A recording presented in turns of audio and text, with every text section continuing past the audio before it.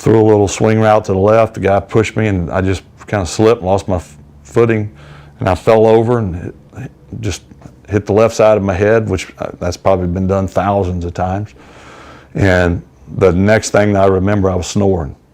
From the frozen tundra of Lambeau Field to the hot seat in a congressional hearing, Favre's journey has taken an unexpected turn during a recent Congress hearing.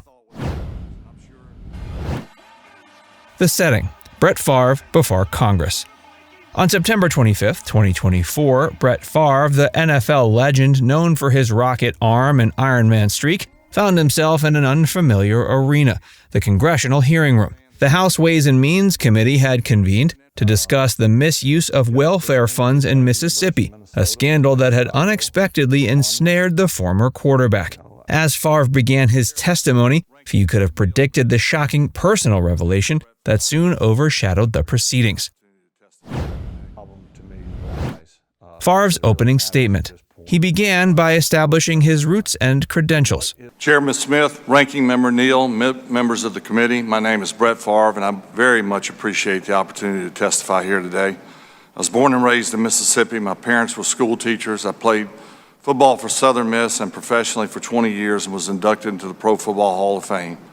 Since I retired from football, I've engaged in various business enterprises, endorsed products I believe in, and with my wonderful wife, Deanna, helped many charities in my home state and elsewhere.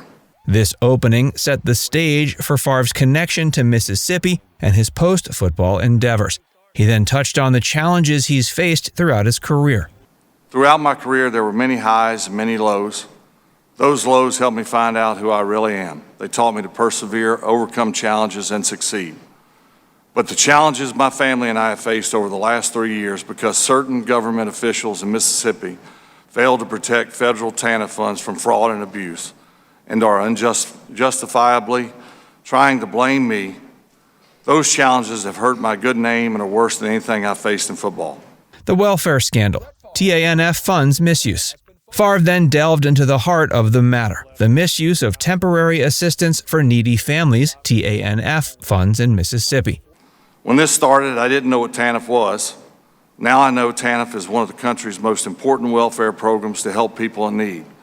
This is a cause dear to my heart and to Deanna's, as we have our own Far for Hope Foundation to help disadvantaged children. In 2020, Mississippi claimed that $77 million in TANF funds had been misspent, resulting in criminal convictions of state officials and people running a nonprofit which had received these funds. This nonprofit had a long-standing partnership with the state and an impeccable reputation. Mississippi also brought a civil lawsuit against numerous individuals, including me. This statement revealed Favre's initial ignorance about TANF and set the stage for his involvement in the scandal. He emphasized his charitable work, perhaps to contrast with the allegations against him. The volleyball facility controversy. Favre addressed the controversy surrounding the volleyball facility at Southern Miss. I had also offered to help raise funds for a new volleyball facility at Southern Miss, the one that's gotten all the publicity. I wanted to help my alma mater and benefit the community. Southern Miss introduced me to the nonprofit to see if they could help with the funding. I had no way of knowing that there was anything wrong with how the state funded the project, especially since it was publicly approved by many state agencies and multiple attorneys, including the Attorney General. This explanation attempted to distance Favre from any knowledge of wrongdoing in the funding of the facility. The Parkinson's revelation. In a moment that stunned the committee and viewers alike, Favre revealed a personal health crisis. Sadly, I also lost an investment in a company that I believed was developing a breakthrough concussion drug I thought would help others. And I'm sure you'll understand why it's too late for me, because I've recently been diagnosed with Parkinson's. This is also a cause dear to my heart. Recently, the doctor running the company pleaded guilty to taking TANF money for his own use. This admission added a layer of personal tragedy to the proceedings. Parkinson's disease, a progressive nervous system disorder that affects movement, has no cure. For a former athlete known for his durability and allegations against State Auditor Shad. Favre then turned his attention to State Auditor Shad, whom he accused of using the scandal for political gain. I believe that I got swept up in a civil lawsuit at the instigation of State Auditor Shad, an ambitious public official who decided to tarnish my reputation to try to advance his own political career. Even after he applauded me for returning the funds and said there was no evidence that I knew TANF funds were involved. And strangely enough, Shad did not bring the TANF misuse issue to the Department of Justice, but to a local DA, who himself is now under federal and criminal investigation. This statement marked a shift in Favre's testimony as he went on the offensive against those he believed were unfairly targeting him. I've now sued Shad for defamation in a case upheld by the court. Most recently, the Mississippi Attorney General has even sued Shad for exceeding his powers in going after me. I've also learned that the state, believe it or not, is using TANF funds to pay outside private lawyers Adam Stone and Katie Pickett of the Jones Walker firm to sue me and others. Those same lawyers, before they sued me, came to my hometown to try to convince me to retain them in this very dispute. This complex web of legal actions underscores the contentious nature of the case and the various parties involved. Calls for TANF reform. Favre used his platform to call for reforms to the TANF program. Importantly, I have learned that nobody was or is watching how TANF funds are spent. Our laws don't sufficiently protect against TANF spending unrelated to helping people out of poverty. States have too much flexibility on how they spend this money, which leads to waste and abuse. We need mechanisms for oversight of TANF spending and greater clarity as to permissible uses of TANF funds.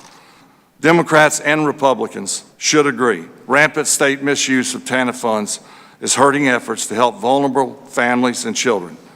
And I was told Ways and Means Committee was working on this problem, so I was willing to speak to you to encourage Congress to reform this important anti-poverty program, and I urge Congress to put TANF guardrails in place to ensure that what happened in Mississippi doesn't happen again. I urge Congress to pass the TANF reforms included in the committee member bills, reforms designed to target funds to those truly most in need, to help low-income American find and keep a job, to limit how states can spend TANF grants and reduce wasteful bureaucracy, and to protect taxpayer funds from fraud and abuse. The broader context, Mississippi's welfare system.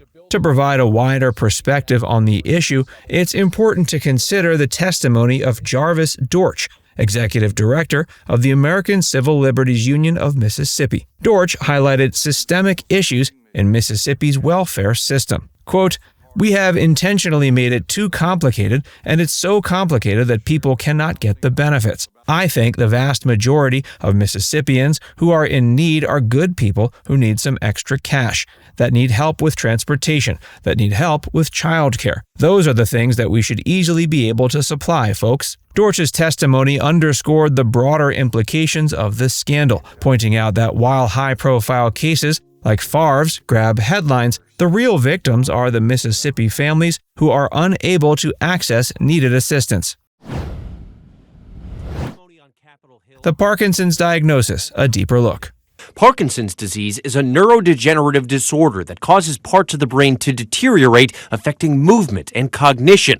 Favre's revelation about his Parkinson's diagnosis adds a layer of complexity to his story. The potential link between his football career and this neurological condition raises important questions about player safety in professional sports. According to the Centers for Disease, Favre had previously stated that he suffered 3 or 4 diagnosed concussions during his 20-year NFL career, but speculated that the actual number of traumatic hits to his head could be in the hundreds or thousands.